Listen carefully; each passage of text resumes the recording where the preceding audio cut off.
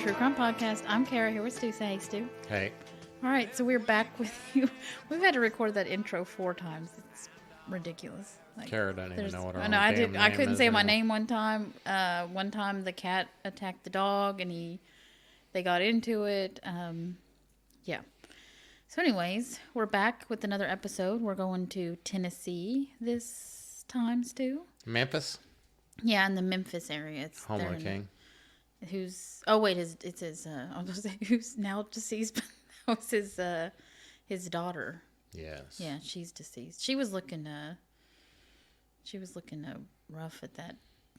She looked like something was wrong with her at that award show or whatever that they were at the day before. Yeah, she looked like no color in her and stuff. It looked bad. Probably because she was dying. Yeah. Okay. Well, that's morbid. All right, so we're gonna be in Tennessee.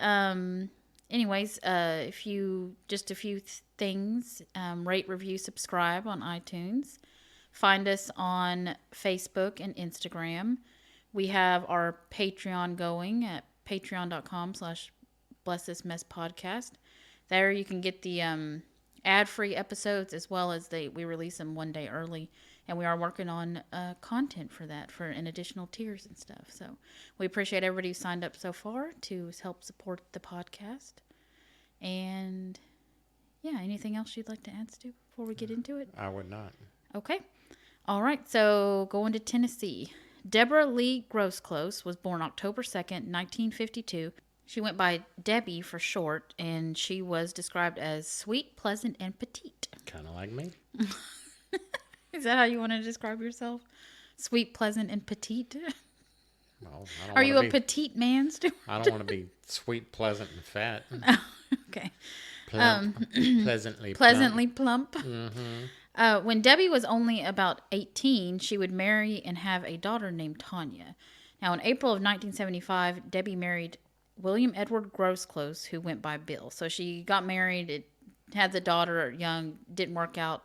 And soon after, she would meet Bill, and they would get married. Now, Bill was 27 years old, and Debbie was 22 at the time. Bill had served in the Navy for several years, and what? Why are you shaking your head at me? Well, we got to jinx this. Oh, God, jinx. Okay, we're going to go put all the animals down, and we'll be back. No, I'm kidding. But anyways, Jinx is doing well. So, all right, so like I said, Bill served in the Navy for several years, and we're terrible tonight. Bill, I can't keep starting over, so we're just going to have to power through. Now, Bill and Debbie, they would have a son about a year after they wed. The couple did begin having problems very quickly. Debbie had told her mother and sister that Bill had beaten her at one point. They continued to work on the marriage, even trying counseling, but Bill did not seem to want to make any changes, and they would separate several times during their short marriage. It was basically get married, she got pregnant, and then it was like a shit show. Yeah, it was a shit show. He's a terrible person and everything like that. So, yeah, definitely a rough marriage would be the description of it. Now, in June of 1977, now this is just a couple months before Elvis would die, because he died August 16th, 1977. Well, that's a fun fact you knew just off the top of your head, Stu. Yes, it is. Bill and Debbie Would were you like living... some Everest facts that I know off the top of my head? No, because I watched all that shit with you. I'm pretty well aware I'm of that. real into Mount Everest right now, guys. Like, super into it. Just that, FYI. and what's the other thing? I'll put you on the spot and you can't even remember what Woodstock? You're into. Yeah. Oh, no, I'm just horrified by Woodstock. I'm not into it. 99. I'm into Everest. Yeah, Woodstock 99 video was... Yeah. I don't even remember that since... All right, let's go. Let's go. In June of 1977, shortly before Elvis died, Bill and Debbie were living in Memphis, Tennessee, in the Fraser neighborhood, which is in North Memphis. Debbie and Bill had their 1-year-old, Nathan, and Debbie shared custody of her 6-year-old, Tanya. Tanya's father lived in Mississippi, so she would travel there to stay with him. Debbie was working as a receptionist for a group of physicians, and Bill was working in the neighbor recruiting office. So he went from whatever active duty into the recruit, because it's a B billet that you got to do. Oh, so when I was looking this up, he was still in the Navy. That's just something that you that's a requirement or something? A lot of times, if you want to continue on to retirement, you have to do something like drill instructor, recruiter, or in the Marines even. They let you do Marine security guard at the embassy, but Okay. you'll have to do a B billet somewhere. Okay. All right. So that's where go. they're at. That's what they're doing with their lives. So in mid-June, Debbie had had enough, and the couple separated, with Debbie threatening divorce and to take their infant son with her. Yeah, she's getting like serious. Before they just like separated and had like arguments and stuff, and now she's like, I'm done. I'm getting out of here. Goddamn lawyer and leaving you. On June 16th, around the same time, Debbie and Bill separated this final time. Bill lost his job at the Navy recruiting office due to some discrepancies in his enlisting of recruits. So I don't think he's been drummed out yet of the Navy, but they're like, hey, we're going to have to investigate you. What would he be doing, like saying that he was enlisting more people than he actually was? No, what you would do is... Or recruiting more people than... You're recruiting somebody and they take an ASVAB test, but they're stupid. So you take the test for them, just so you can get them into the boot camp. Okay. But whenever you get to boot camp, you got to take the ASVAB again on your own. And they're finding out that these people are really stupid and they can't pass it once they get to boot camp, probably, or something, or they're admitting to doing drugs, and he's like, don't admit to that. Okay. You need to not admit to that so you don't have to get a waiver.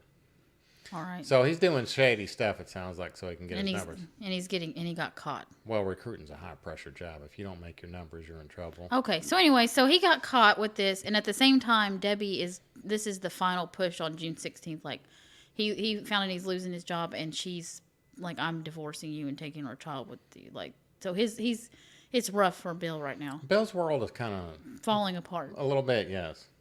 Now, during this time, Bill is spending time between not his two homes, but between his home in Memphis and his mother's home in Kingsport, Tennessee. Yeah, so Debbie's still allowing him to stay in the house some with their kid, but he's having to...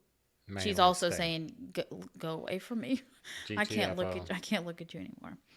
So on June 28th, 1977, Debbie was leaving from her job at the medical office when a man confronted her as she walked to her car. Now, he was a very large man with a beard, dressed like a biker. However, he drove a car. So he's dressed like this biker. He's got the leather jacket and all this stuff, like vest, but he's driving a car. He told Debbie he wanted to talk to her, and she's like, about what?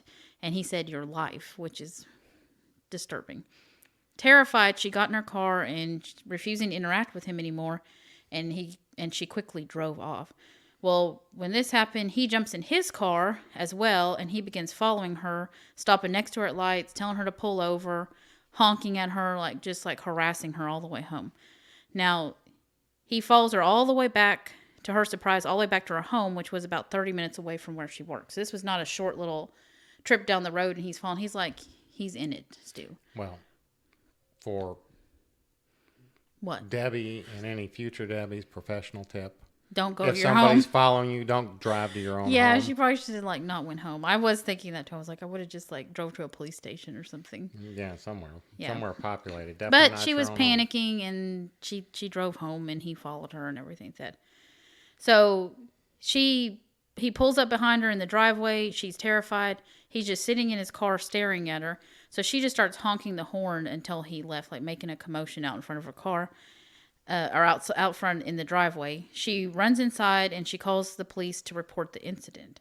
She also told her husband about the incident, even though they were separated. Like I said, they were still living together with their child. She's terrified.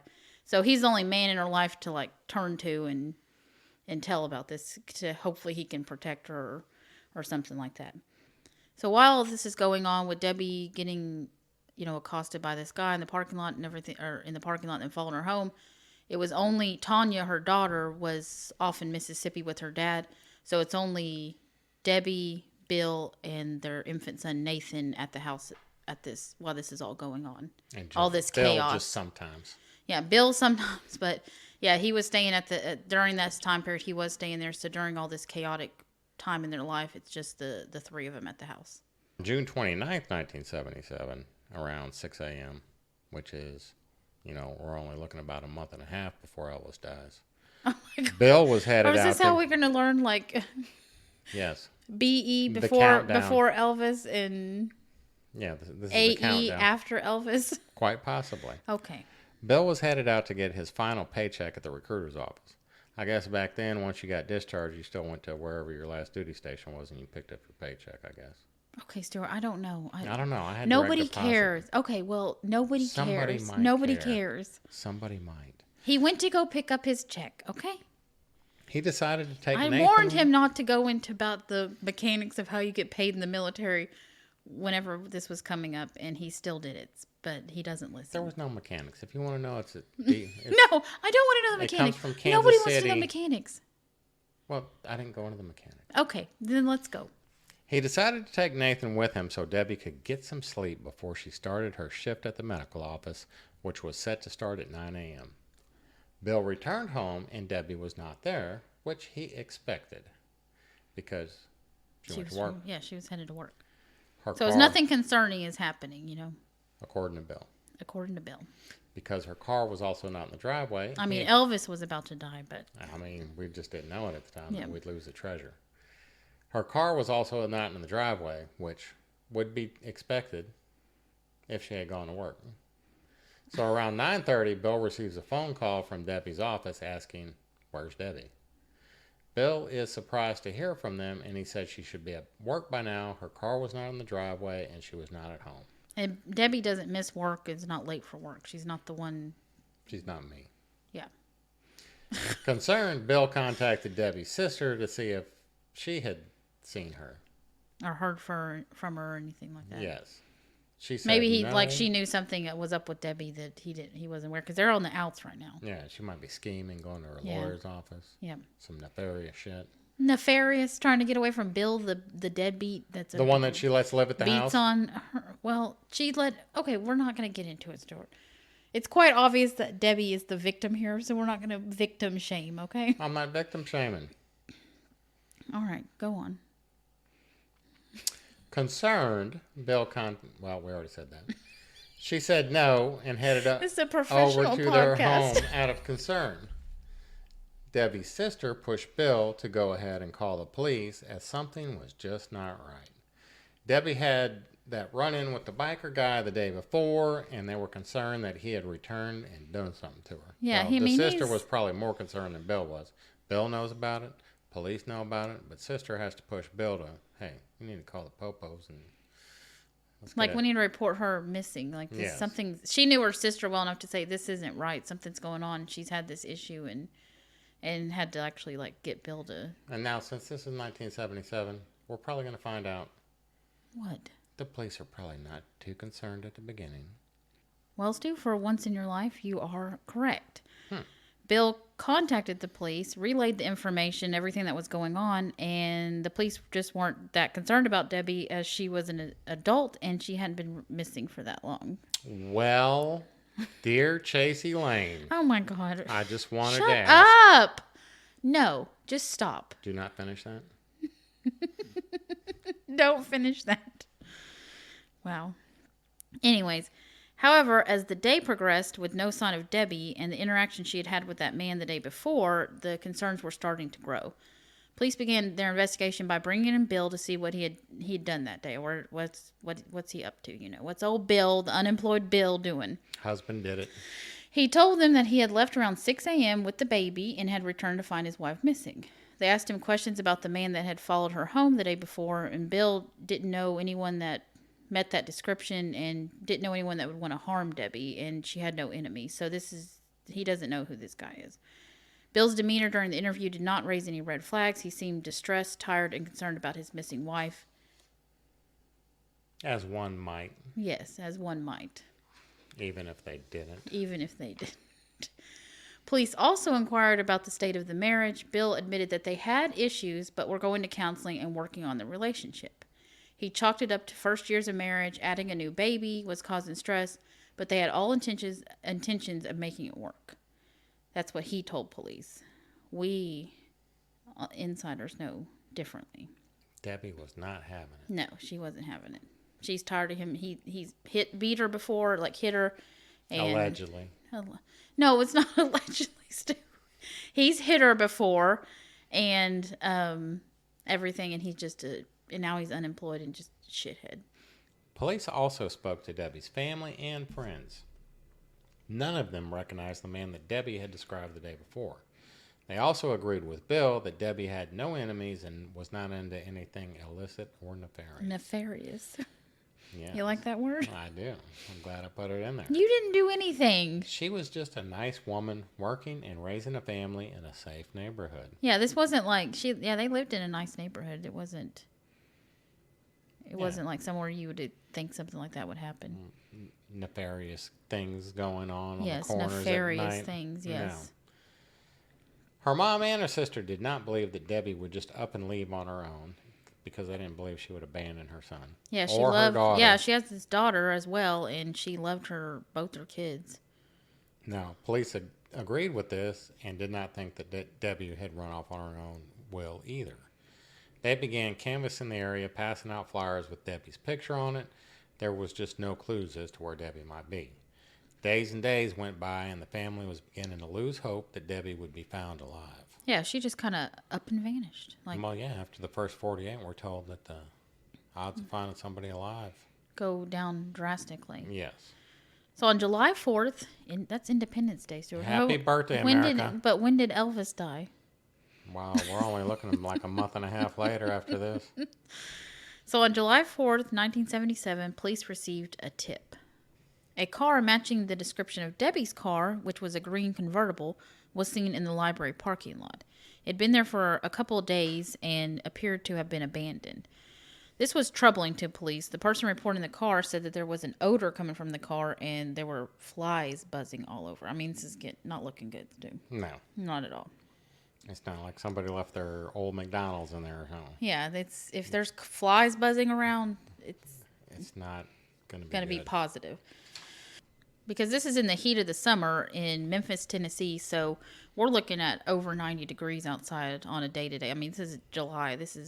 Yes, I know. I was stationed in Millington, just outside Memphis, at this time of year. Oh, were you? Yes. I didn't know that. Yes, I went to a school up there in Millington, Tennessee. See, you learn something new every day. We've been together for a long time. A long time. Over a decade. Yeah.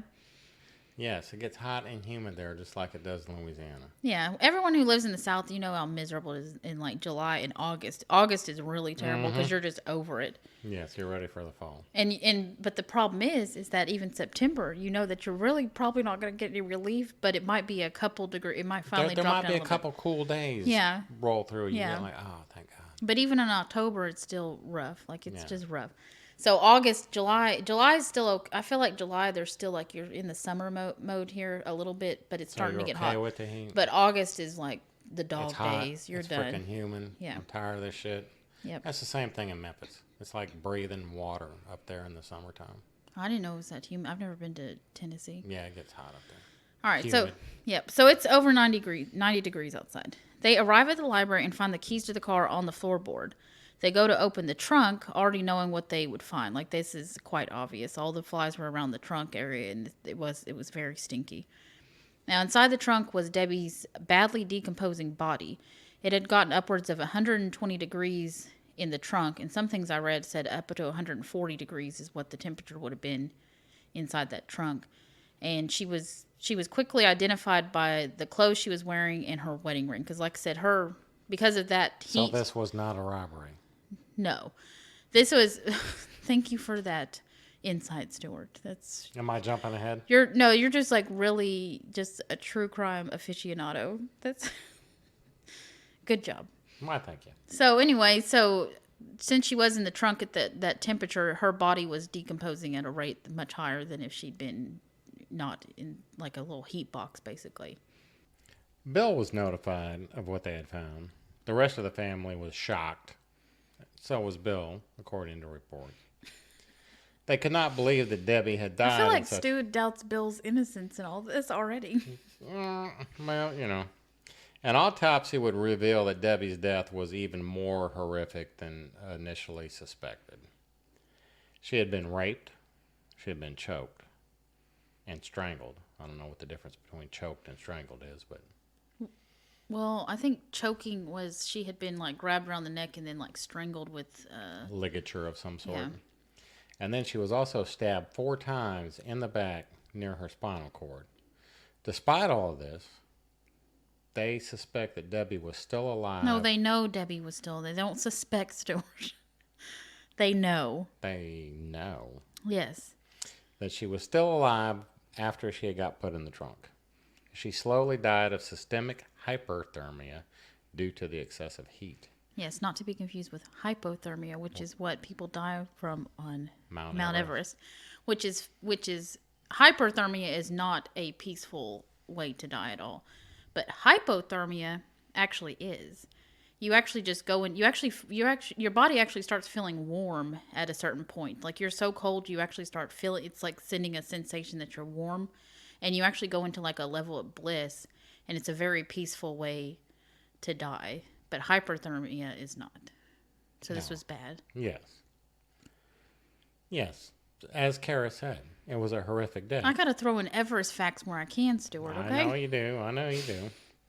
And it was disturbing to the homicide detectives that were investigating the case. They see homicide every day, but sometimes you see one that's just a little over the top and more brutal than the rest that you see during the course of your job. This is in a Memphis area, so I mean that's a big town, so they're probably seeing. I mean, it's not like a town that's never seen a homicide. These are guys that are like seasoned detectives that have seen this. I mean, you got all kinds of stuff going on down there near Beale Street and Mud Island. I mean, and then Elvis died, and they think hell really broke loose. Jesus, yeah. So with Debbie's body having been found, the hunt for the man that had harassed Debbie the day before was on. Like they got to find this guy.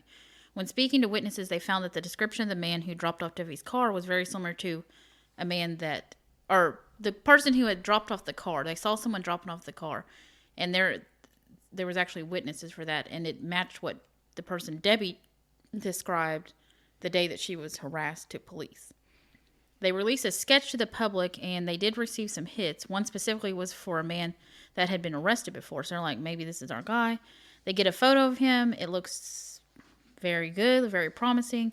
They show it to the witnesses, and they're like, yeah, this is him and everything like that. Well, they go to run down this guy, and he couldn't have done it because he was in jail at the time. So he was in lockup. Yeah, so even though he was matched the description perfectly, it wasn't their guy. So now they're back to square one, trying to find the actual guy. That I'm concerned about these witnesses though, because they picked the wrong guy from. Well, that's what they say about eyewitness accounts. They're not. Well, now we know they're not great, unless you're me who witnessed that armed robbery, and I picked somebody out, and it was the person. But I'm a special human, so you are special. Shut up. Well, police are just stumped. They don't even know what to do with themselves. I'm just kidding. Well, they circle back to Bill, because who else are they going to circle back to? Because the husband always did it. Did he always do it? Well, she's got the ex-husband too in the mix. She does have an ex-husband. But he was over in Mississippi, and he was with Tanya, the daughter. He can still call in a hit, because this fellow that followed her home don't sound like either husband. No, he doesn't. Anyways, they go back to Bill. So detectives started investigating Bill's motives to see if he has any. They looked into the life insurance policies. When Bill married Debbie, he took out a life insurance policy on her. The first policy was for $12,788, which sounds like a weird amount. Well, it is what it is. But the initial policy, like when they first got married, that's not strange. You know, I mean, you got a new spouse and you just have life insurance. So this isn't a red flag or something to The only police. red flag to me is $12,788. Not $10,000, not $15,000. $12,788. Well, I don't know how they did insurance policies back then. I don't know either. I don't know. I wasn't buying them in 77. It might be one of those things where, like, I know with mine, I can say, like, oh, it's so many 1 times my salary or 2 times my salary. So I don't know if that's how they get, like, an odd number like that. But that's not the point. It doesn't even matter. So Bill. So obviously Bill was the beneficiary. Yeah, nothing nefarious there. That's normal. We're good. We're good. Bill also had a policy on himself for $30,000, which sounds normal to me. Naming Debbie as the beneficiary. Again, all's good. We're doing good. Debbie also had a rider attached to hers for an additional $20,000 going to Bill if she died. This would mean he would get around $33,000 in the event of her death. And she would get $30,000 with him, so we're all good. Even Stevens. So it Such seems a fair. great show on the Disney Channel. I never heard of it. Okay. They both had policies and were written back in 1975. However, police do find out that just a month before Debbie was murdered. Now we're getting fucking suspicious, Bill, okay? Oh, Bill. We were with you, Bill, on the first ones. Bill, why would you do it? He called the insurance agent and said there was a mistake on the policy. The $30,000 policy on him was supposed to be on Debbie, and this would make her life worth around $63,000. This is big money back in the day. Yeah, that's doubling the life insurance policy pretty much on her. So he's saying like, oh, well, if Debbie dies, we're supposed to get a bunch of money, but if I die, nobody gets anything. I mean, it doesn't make sense. No. And everything. It's suspicious. So the insurance agent is like, well, there ain't shit I can do about this. You'd have to come in, change it, and have both you come in, do your thing. And the insurance agent also said in like the court things, he's like, this was not a mistake. This is how they wanted the policy because it's a normal policy. Like any normal new wife would agree to this. Be like, oh yeah, I'll get $30,000 and you'll get $33,000 and everything's good. Mm-hmm. She's not going to agree. Be like, well, we don't get any money if you die, but we'll get $63,000 if I die. Yeah, sounds like a great idea. Yeah. Bill did not want to go in, but it showed that he was trying to increase her life insurance just before her death, which made police a little suspicious, old Bill. Yeah, I don't think he thought that they would find out he called and tried to do this. That's why he didn't want to go in and actually he didn't want to physically go in and do this whole thing. Because he's like, well, that looks suspicious. But I think he underestimated the fact that they find out that he did actually call. Because the agent is like, well, this shit looks suspicious. Yeah. I'm sure they're trained. I would think they'd be trained to look for some things like that. Or they're used to like probably police being like, hey. Well, you got to protect your company from fraud. Yeah. And when you got people trying to do shady stuff and you would note that in your head if you're an insurance agency agent as well. You'd be like, wait a minute, I didn't make a mistake on a policy. You can't just like backtrack 2 years of payments and be like, oh yeah, they were supposed to go towards Debbie or whatever. Mm-hmm. So anyway, so police also learned at this time that the marriage really was not on the mend, like we already knew, Stu, because we had the inner tracks. We had the interwebs. Yep. So after talking to Bill more, they found that Debbie was ready to divorce him. She had no intention of continuing the marriage. She's done with the counseling. They've done all this stuff, and she's out. She's like, we've tried this. I'm done. With this information, police, they start digging a little deeper. They start talking to the neighbors and family members again. And they found out that an eyewitness saw an old station wagon pull into the Groseclose driveway on the day that Debbie went missing. You know, I would have questioned marrying him just because my last name would be Groseclose, you know? Be like, well, why don't we be modern? I'll just keep my maiden name. Or how about I just don't marry you? Yeah, how about I just not marry you, Bill? They asked Bill about this, and he says it was a friend of his named Philip Britt. He said that he came over to borrow a wrench, and it just happened to be on the morning that Debbie disappeared. It's just a coincidence. This line of questioning made Bill visibly nervous. And so police started to find this a little bit odd, and they wanted to get a closer look at Bill's movements that day and say, who's this guy coming over? Why is Bill starting to act a little funny about this? So they set up surveillance, and not long after, they saw the old station wagon showed up again at the house, and they ran the plates and found that the car actually belonged to a guy named Donnie Tatum. Now, this was a biker-looking guy with a sketchy past, the Donnie Tatum guy. So they're like, okay, we're starting to piece together this whole situation, and Bill's looking a little fishy. Well, and him and his back friends. When you got some good neighbors, because like right now, I couldn't tell you who showed up on my neighbor's house today. Yeah, I'm hoping our neighbors move and just like leave us alone. I don't want to talk to them. Yeah, we got a weird neighbor. We got a weird neighbor next door. Jesus, don't even get me started. We got a weird neighbor next door, and then we got this bitch over here that I can't stand. Bringing us some open croissants. Yeah, no, it was cookies. This is a whole story, but I could get into it. Anyways, she's a bitch, and I don't like her, and I refuse to talk to her. So if something happened to her, we wouldn't know. Plus, her driveway faces another. If something happened to her, I'd be like, good, you deserve it. Wow. I'm kidding. Wow. No, I refuse to talk to the neighbors. Stu talks to the neighbors, though. He's the one. I'm the one that gets stuck with it. He does, because I refuse to answer the door. If I even see like a neighbor like outside, I'll just run back in real quick and like hide behind the door and look out the window until they go in because I don't want to run into them while I'm going to get the mail or anything like that. Like I try not to interact with. The only neighbors we interact with are the ones that live way down the road that have the dog. Summer. And the ones from our old neighborhood where we used to live. Yeah, we did. We did like one neighbor. Actually, I didn't really like her either, but no, you didn't. She thought we were spying on her because we installed security cameras on our house, and she built a. She thought we were looking in on. Yeah, she wanted Anyways, to take down the camera. There was that bitch next door I didn't like. Oh my God, we've gone off way on a tangent.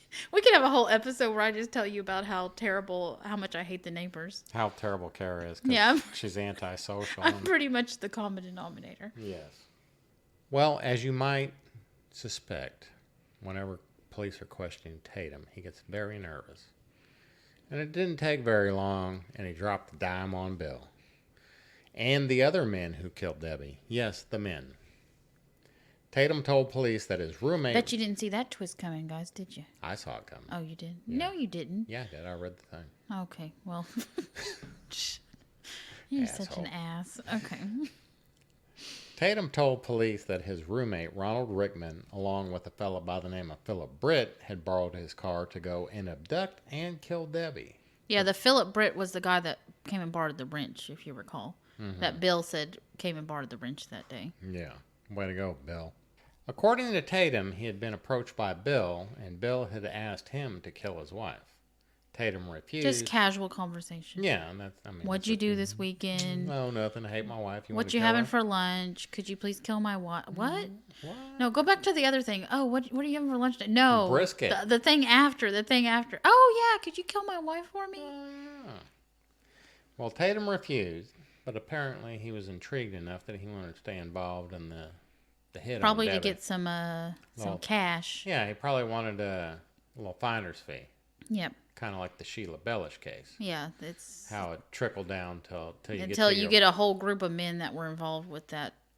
The one who put the hit out and all the middlemen, and then the one that actually killed her for $5. For like nothing. Yeah, you got to be scared of those people. So police, they go and arrest Philip Britt, and he's a 19-year-old living in Memphis. Ronald Rickman, who's 25 years old, would later be tracked down. He had taken off to Oklahoma. They said he was probably trying to get out of the mix over there. Britt immediately told police about the crime. He crumbled. He folded like a, folded like a cheap suit. Folded like a cheap suit. That's what. Oh, a cheap, a lawn chair, whatever else you want to go with. Folded like a wallet. What else can we fold? Folded like a piece of paper. I think it was folded like a lawn chair, a Kmart lawn chair. Okay. Oh, I remember Kmart, Blue Light Special. Mm-hmm. So yeah, Britt's only 19 years old, so he folds quickly. He's not a hardened criminal that. Well, no, the things he did, he's freaking disgusting. Well, he's disgusting. He's now a hardened criminal. Phil Britt, he starts going through the whole thing. So he starts off. He says it started with this guy named Barton Mount. Bill, this is a former recruit of Bill's. Bill contacts him and asks him about finding someone to kill his wife. Mount says that he didn't want to do it, but he could find someone, but he would want a cut of the money. Bill agreed, and Mount went off to talk to Britt. That's how the Philip Britt guy got in the mix. Britt then contacted his former brother-in-law, like this. What kind of your sister divorced this guy, and you're going. I mean, he was a great guy. I don't know what my sister was thinking. You know what? Who would be up for this is old Ronald Rickman, my sister's ex-husband. He'd love to kill a woman. Anyway, so he contacts his former brother-in-law. This is the Ronald Rickman, and he agrees to help out. They're moving, they're going to help someone move from an apartment. They devise a plan with Bill, and the first thing they're going to do is accost Debbie in the parking lot of work the day before the murder. So that whole thing was planned. They wanted to scare Debbie enough that she would actually go and call the police, and that way when she ended up missing, suspicions would immediately go to this mystery person that went after her in the parking lot, and nobody would be looking at Bill. They would just go straight to this guy, which it sadly did kind of work. So Rickman, he proceeds with the plan, and Debbie calls the police like expected and files the report and everything like that. Tells all her family, tells her sister, tells her mom, tells everybody. Like, this is like scary situation. So their plan was working. So the next day, Bill planned to leave the door unlocked when he left with his son, leaving Debbie home alone. He also gave Rickman and Britt a key just in case something went wrong and they could still get in case like Debbie got up and locked the door after him or something unexpected. So this is like a well thought out plan by Bill, sadly. So around 5:30 a.m., Britt and Rickman were hiding in a shed outside the home, and they're just watching and waiting for Bill to leave. Now, as soon as him and the baby were out the door, they entered the home to find Debbie lying in bed. Now, like we said, thankfully, Tanya, the daughter, wasn't here because I don't even know. Thankfully, they might have just said. Bill probably wouldn't have gave two shits. Yeah, he would have been like, yeah, they just kill him or kill her or whatever. Thankfully, he took the baby with him. That's the only good thing, which that was his son, but I don't think he would have cared if the daughter had been murdered. Raped and murdered. Yeah, he's just disgusting. So anyway, so Debbie's lying in bed.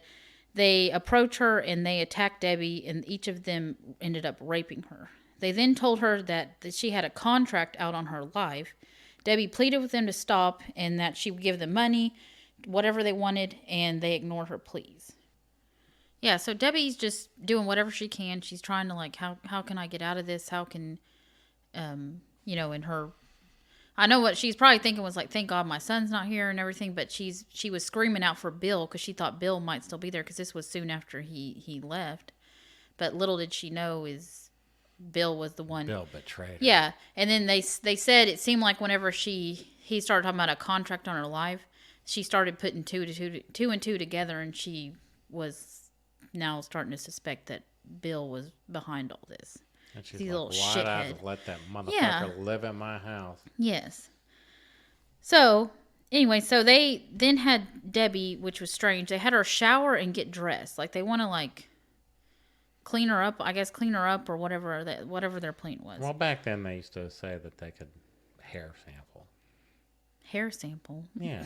They would look at a hair under a microscope and they'd be like, oh, this hair sample Oh, because back then they didn't know about DNA and stuff like that. They didn't have a whole bunch of DNA. But they had the hair sample and they'd be like, yeah, this hair matches. Yeah. This kind of hair. And they didn't really know anything. And then come to find out, hair samples are bullshit. Yeah. So they have her shower and get dressed. And then after that, Rickman then strangled Debbie until she was unconscious while Britt held her arms down. So it's just like an ongoing torture that they just won't stop. They then stabbed. This didn't kill her. She was still alive. She had just passed out from it. And then so they decide to stab her 3 or 4 times in the back just to finish her off. And that's where those stab wounds by her spinal cord came. Believing that she was dead, they then move her and put her into the trunk of the car. Now, as these two geniuses are driving to abandon the car, they hear Debbie screaming in the trunk. Obviously, they ignored her, and they proceeded with the plan of dropping her car off at the hospital. For some reason, they changed their mind, though, and they decide they're going to drop the car off at the main library. Yeah, the original plan was the whole hospital, and I think to make it seem like the guy from the day before had followed her back to the hospital and had attacked her there and then murdered her and threw her into the trunk.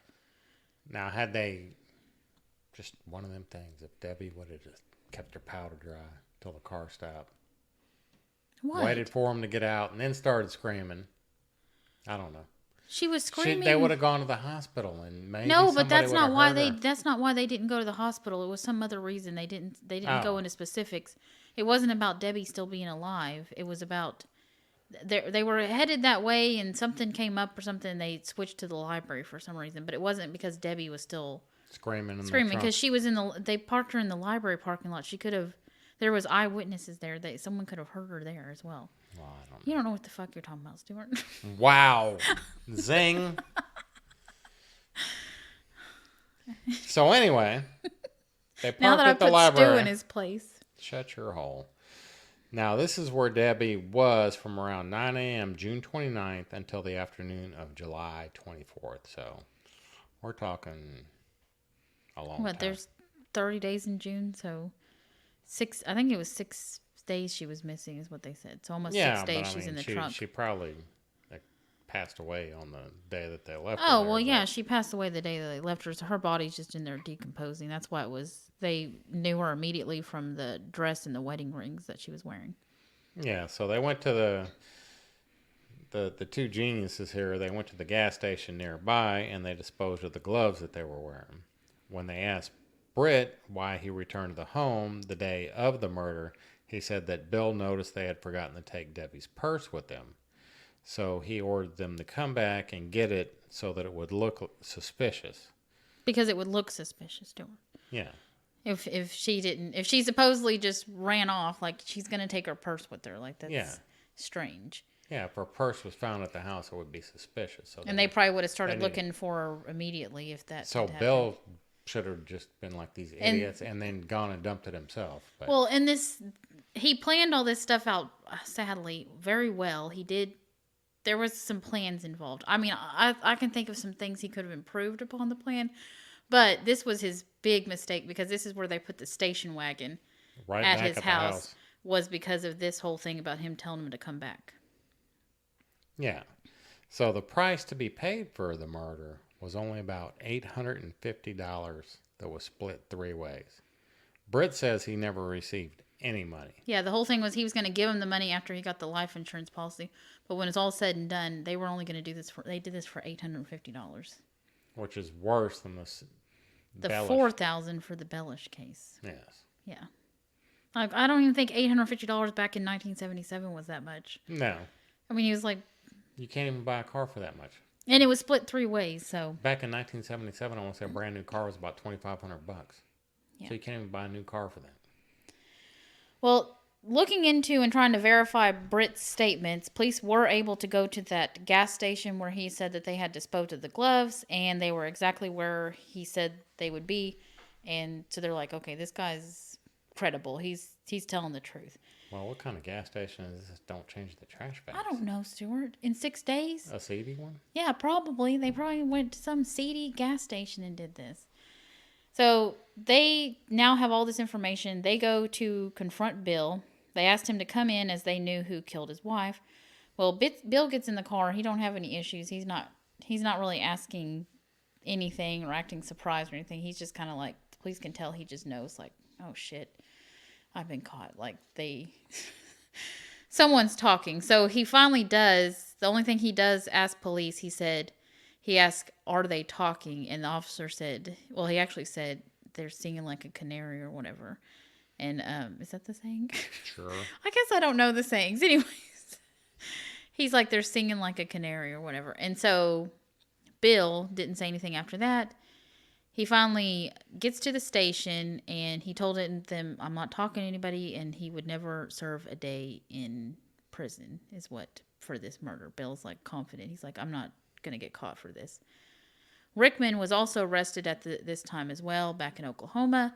He had shaved his face and hair due to the wanted posters with the composite drawing of him looking like a biker and stuff. But ultimately, he confirms Britt's story, and there's just no way for Bill to get out of this. Yeah, so for Bill, the walls are closing in. Are they still? They are closing in. Tatum, I feel like the walls are closing in here. They are closing in. I can't wait. I feel like suffocating. You want me to suffocate you? No. You're into that? What kind of weird crap are you into? What is wrong with you? What oh is my wrong God. with you? Now, Tatum, the man that let them borrow the car, he just becomes a state's witness. He's like, my only way out of this shit with any redemption and getting off on anything is I'm just going to be state's witness. Well, and for them, he's the smallest fish in the whole entire thing. Because he just let him he just knew of the plan and let him borrow his car. He didn't actually like find anybody or murder anybody or rape anybody or anything like that. So he's the smallest fish. So they're like, okay, we need one of these fuckers to be a witness for the state. Let's pick the least deplorable one, which is Tatum. So that way when still disgusting human being. And I hope that way when we let him out, the public won't freak the fuck out. Yeah, that we let a murderer They'll out. be like, oh, he just let him borrow a car and then he flipped on everybody else, exposed the plan. Yeah, hopefully he Public lived a will be very like, miserable life the rest of his life. Hopefully. So anyway, he turned state's Hopefully witness. he's dead. and he did not get charged. Mount, Rickman, Britt, and Bill Groseclose were all facing charges. Just Bill Gross at this point. Yeah. Mount would plead guilty to avoid a trial, and he was sentenced to 10 years in prison. Now, if you recall, that's Barton Mount. He's the original guy that was asked to find someone. He was just trying to get a cut of money. Yeah, a small portion. Way to go there, Mount, you dumbass. Yeah. Now you got 10 years. Gross, Rickman, and Britton opted to go on trial. Idiots. Yeah, like. And they would all be tried together as co-defendants. Yeah, see, whenever they're co-defendants, they were all sitting in the trial together. Like they all. Yeah, so they're not going to testify against each other. Yeah. But Mount will come in and testify against him. Mm-hmm. Tatum's going to testify against him. Well, I don't know about Mount if he's testifying against him, but Tatum is. Might be part of his deal for 10 years. They didn't mention that though, Stuart. So let's just move on, okay? Well, that's why I'm speculating. You're speculating right now. I am People don't like speculating. that. 1 star. He speculated. So Bill Groseclose and Ronald Rickman, they were both sentenced to death, and Britt was given a life sentence. Because from what it was, whenever it came out in the trial, it seemed that Rickman, who was the 25-year-old, the ex-brother-in-law to Philip Britt, the 19-year-old, Rickman, they said that he told Britt to rape her, and the Britt guy said he was just scared, so that's what he did. Whatever, I don't give a fuck. You're a loser. Anyways, I don't believe you. But it seemed like Rickman was more the ringleader of actually driving this whole rape. Yeah, and driving murder. the whole rape and murder, and he actually he was the one that strangled her and stabbed her and stuff like that. So he was a little bit more involved with the actual. It seemed like he was the one in charge. He was a little more depraved. Yes. So afterwards, Rickman, he gave this weird interview to the news station saying that he didn't actually feel like he killed Debbie. I mean, it was just bizarre. She was in the trunk screaming when I left, so she was fine. It was just he was saying it wasn't him that killed her. He was just acting on behalf of somebody or on behalf of Bill. So he didn't really feel like he killed her and all that stuff like that. It was just weird, and he's a strange guy. Bill Groseclose, he still claimed that he was innocent even through all this. However, in 1997, so they got the 2 death sentences. Britt's got his life sentence. In 1997, the verdicts were overturned due to what they claimed was ineffective counsel. The trial went forward, and the juries found them guilty again, but this time they were only sentenced to life in prison, making them eligible for parole. Fuckers. What the? I know. It's ridiculous.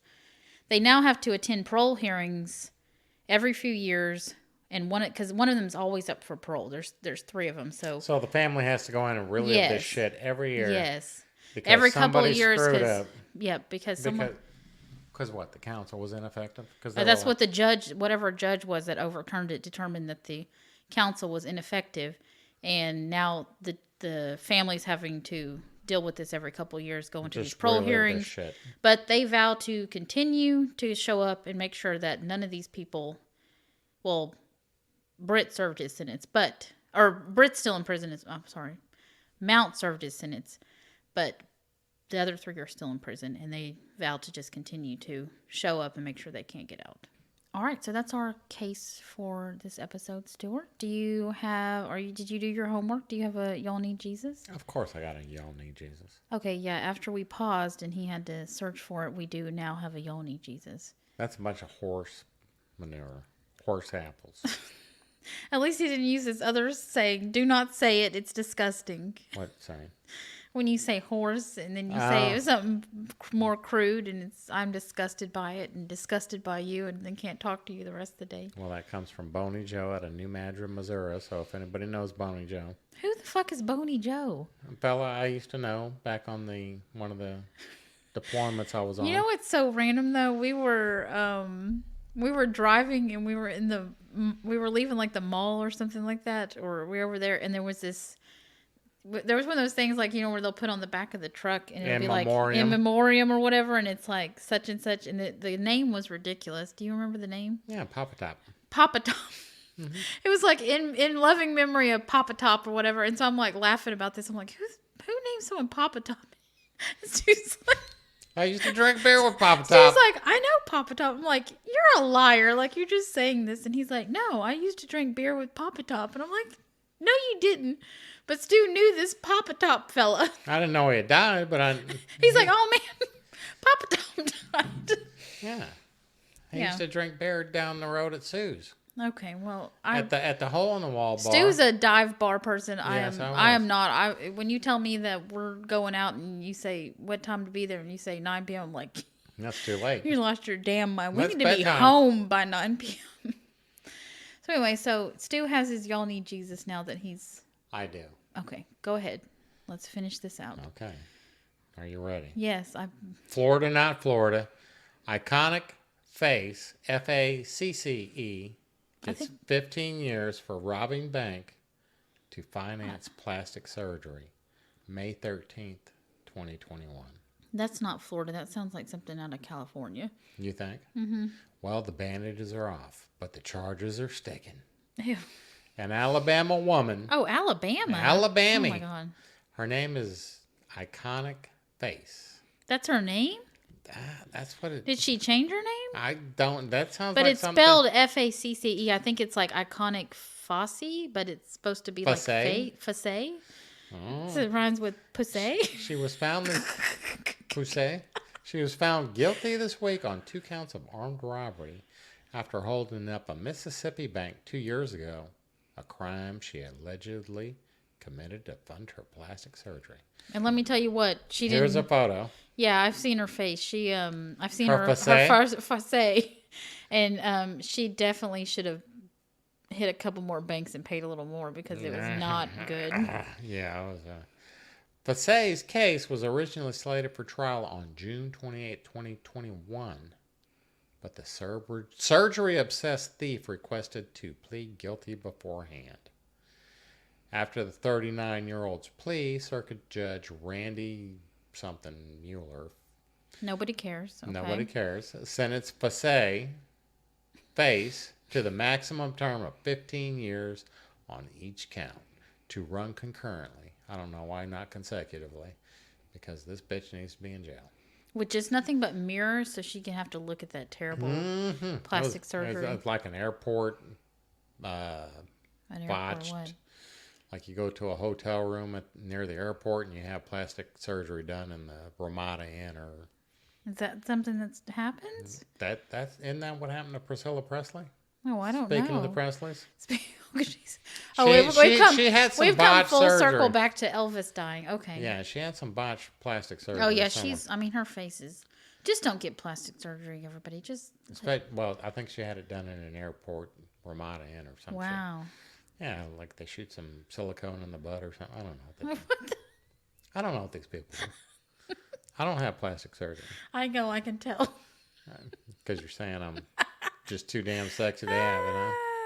What?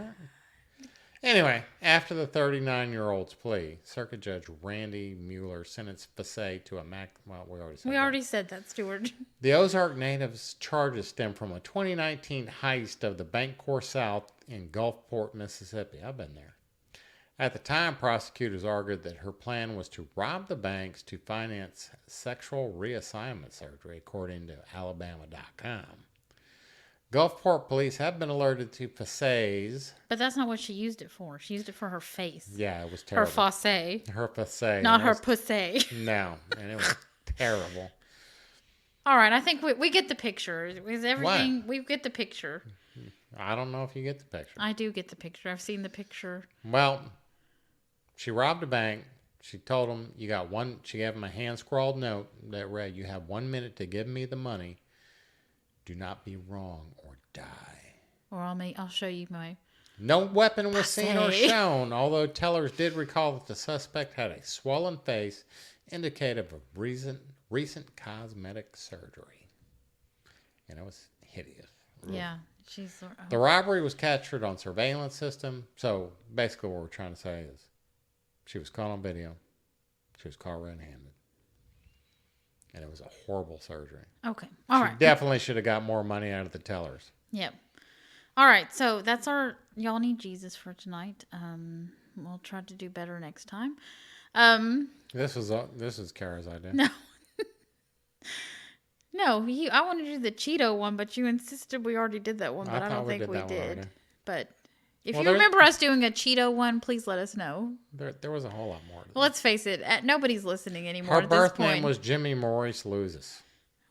Fassay. Under her birth name of Jimmy Maurice Lewis II. Yeah, there's all kinds of weird stuff going on here. Okay. All right. I don't know what's happening, but all right. So, thank you for listening. Like we said, rate, review, subscribe. Check us out on the social media places. And check out the Patreon. So, do you have anything else to add, Stu? No, rate, review. Bumps us up on the list. Yes, it would be really appreciative if you did that. Even 1 star. If you're going to review us and crap on us, you better make it good. You better put some effort into it, okay? And you better not use any type of poor grammar or spelling, because we will just laugh at you. We'll laugh at you and be like, I got some that I'm going to read that are just poorly written. Yeah. With no, like, you did this in this episode. What episode? At what? Yeah, you need to bring receipts if you're gonna tell us that we're terrible. Now, some of you do bring receipts, and we do enjoy it. Some of them are pretty goddamn funny. You know what's funny is whenever we first started this podcast, I would get so upset with the 1-star reviews and like the mean things that people would say. You know what? Now I don't give a fuck. Okay. She was mad that first 1-star review I read her. I was laughing. I was like, and that lady, you got to read this. You got to read this. When I was laughing, she's like, "You're just being mean." Why they were so mean to me. But remember that lady? We read her review, and she ended up messaging in, and we fixed some things. And remember that? Well, we did have poor audio, so yeah. But anybody that complained we got poor audio was not wrong. Well, it's not. You weren't wrong. Okay, we get it. All right, we were being cheap at the beginning. We didn't realize you need to like invest in some equipment. Again, we don't know what we're doing. So I'm going to stop talking. We still don't. Well, this is the end of the podcast. Yeah, if you're still here, then you want then you actually like us and gave us probably a 5-star review. But all right. So I guess we will see you next time. Bye, everyone. Say bye, Stu. Bye, Stu. Don't you know it's bad luck to be superstitious, but nothing else is working, and my head is really hurting, and I'm sick of all this work.